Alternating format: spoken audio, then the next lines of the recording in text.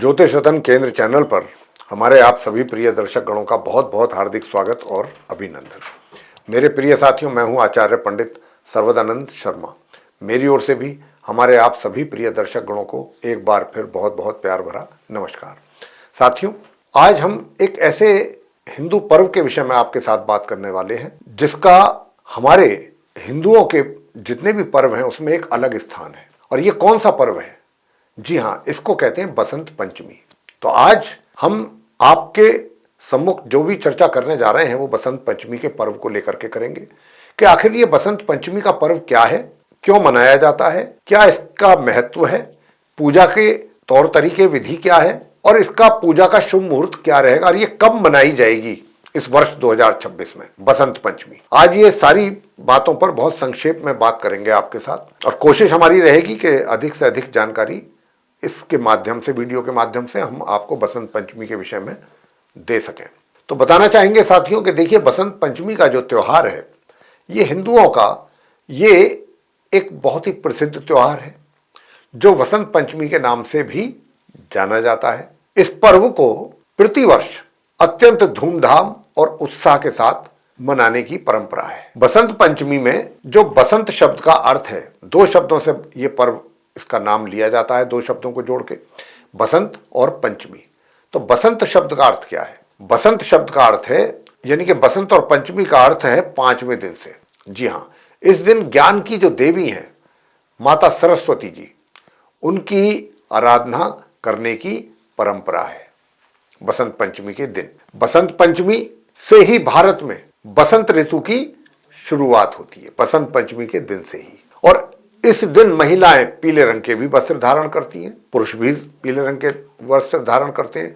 कुछ ऐसे भी लोग होते हैं जो पीले पुष्प लगा लेते हैं, और भी कुछ नहीं तो बसंत पंचमी के दिन हिंदू पंचांग के अनुसार हमारे बसंत पंचमी को माघ माह के, यानी कि माघ का जो महीना होता है उसके शुक्ल पक्ष की पंचमी तिथि के दिन मनाने की परंपरा है, जो प्रत्येक वर्ष जनवरी के अंत या फरवरी महीने के आरंभ में आती है। इसके अतिरिक्त बसंत पंचमी के दिन का निर्धारण पूर्वाहन काल के प्रचलन के आधार पर किया जाता है। सामान्य शब्दों में अगर हम कहें तो सूर्योदय और मध्य, यानी कि दिन का जो मध्य है उसके बीच की जो अवधि है, अगर पूर्वाहन काल के दौरान पंचमी तिथि प्रबल होती है तब बसंत पंचमी के उत्सव का आरंभ होता है। तो साथियों, अब हम आपको बताने जा रहे हैं कि ये जो बसंत पंचमी का पर्व है इसका धार्मिक महत्व क्या है। बसंत पंचमी को माता देवी सरस्वती जी के जन्मोत्सव के रूप में भी मनाया जाता है। हमारे धर्म ग्रंथों के अनुसार इस दिन ही देवी माता, यानी कि सरस्वती देवी माता जी प्रकट हुई थी। और प्रकट होने के पीछे भी एक कथा है पौराणिक कि ब्रह्मा जी ने जब देखा कि भाई ज्ञान की बहुत आवश्यकता है तो उन्होंने अपने कमंडलू से जल छिड़क करके मां सरस्वती जी को एक तरीके से उनका किया था उत्थान, मतलब एक तरीके से उनका प्रकरण हुआ था, उनका उस दिन वो अवतरित हुई थी मां सरस्वती जी। तब समस्त देवी देवताओं ने मां सरस्वती जी की स्तुति की थी और भगवान ब्रह्मा जी ने ये कहा था कि ये जो मां सरस्वती हैं, यानी कि जो सरस्वती जी के रूप में आई हैं, ये ज्ञान विद्या को देंगी आज से। तो उनको ज्ञान और विद्या का माना गया है देवता, देवी। तो यहां पर जितने भी समस्त देवी देवता थे उन्होंने इनकी स्तुति की और इस स्तुति से ही वेदों की रचनाएं बनी और उनसे बसंत राग का भी निर्माण हुआ। शास्त्रीय संगीत में जो बसंत राग है उसका निर्माण वहीं से ही ऐसे ही हुआ है। यही कारण है कि इस दिन को बसंत पंचमी के रूप में मनाते हैं। बसंत ऋतु 6 ऋतुओं में, जो 6 ऋतु होती हैं उनमें यह सर्वाधिक लोकप्रिय है बसंत ऋतु। और इस ऋतु में प्रकृति का जो सौंदर्य है वो मन को बहुत मोहित करता है। इस ऋतु का स्वागत करने के लिए माघ महीने के 5वें दिन भगवान श्री विष्णु जी और कामदेव दोनों की पूजा की जाती है। मान्यता तो ये भी है कि पति और पत्नी द्वारा बसंत पंचमी के ही दिन अगर भगवान कामदेव और देवी रति की षोडशोपचार पूजा करते हैं तो उनका वैवाहिक जीवन बहुत ही सुखी रहता है। ये भी हमारी धार्मिक मान्यता है। शास्त्रों में बसंत पंचमी का जो वर्णन है वो ऋषि पंचमी के नाम से भी मिलता है। इसके अतिरिक्त बसंत पंचमी को श्री पंचमी और सरस्वती पंचमी के नाम से भी जानते हैं। अब हम बात करेंगे बसंत पंचमी वाले दिन संपन्न होने वाली पूजा के विषय में। साथियों, बसंत पंचमी का सनातन धर्म में बहुत अत्यधिक महत्व है और इस दिन पीले रंग के उपयोग को बहुत ही शुभ माना जाता है। इस दिन देवी सरस्वती माता सहित भगवान विष्णु जी, कामदेव जी एवं श्री पंचमी जी का पूजन किया जाता है। इस दिन देवी सरस्वती माता की पूजा करना विशेष रूप से फलदायी होता है। वसंत पंचमी पर मां भगवती देवी सरस्वती जी की पूजा आप कैसे करें, अब हम इस पर बात करेंगे। तो देखिए, बसंत पंचमी के दिन जहां पर भी आपने बैठ करके मां भगवती सरस्वती देवी जी की आराधना करनी है, पूजा करनी है बसंत पंचमी वाले दिन, तो पूजा का जो स्थान है जहां पर आपको बैठ करके पूजा करनी है उसकी साफ सफाई अच्छे तरीके से करें उस जगह की, और उसके बाद गंगा जल छिड़क करके उसका शुद्धिकरण करें उस स्थान का। साथियों, इसके पश्चात देवी सरस्वती माता की प्रतिमा को एक चौकी पर पीला कपड़ा बिछा करके उस पर अर्पित करें। अब सर्वप्रथम विघ्नहर्ता गणेश जी का ध्यान करें। उसके पश्चात वहां पर एक कलश की स्थापना भी करें और मां सरस्वती जी को पीले रंग के वस्त्र अर्पित करें, पीली मिठाई का भोग लगाएं। उसके बाद मां भगवती सरस्वती देवी जी को रोली, चंदन, हल्दी, केसर और चंदन यानी कि पीला चंदन, पीले या सफेद रंग के पुष्प आप चावलों के साथ उनके श्री चरणों में अर्पित करें, नैवेद्य का भोग लगाएं, पीली मिठाई का भोग लगाएं और इसके बाद फिर आप मां सरस्वती जी की पूजा कर सकते हैं।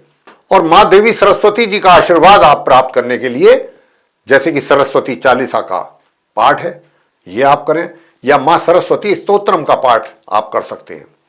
और फिर आपको मां सरस्वती जी का ध्यान करते हुए उनकी आरती करनी है, फिर उनसे प्रार्थना करें। अंत में देवी सरस्वती जी को पीले रंग की मिठाई का भोग भी लगाएं। अब इस पंचमी पूजा का जो महत्व है वो भी हम आपसे उसकी भी बात करेंगे। देखिए, बसंत पंचमी के दिन धन संपदा की देवी लक्ष्मी माता और जगत पालनहार भगवान श्री विष्णु जी की पूजा का भी विधान है।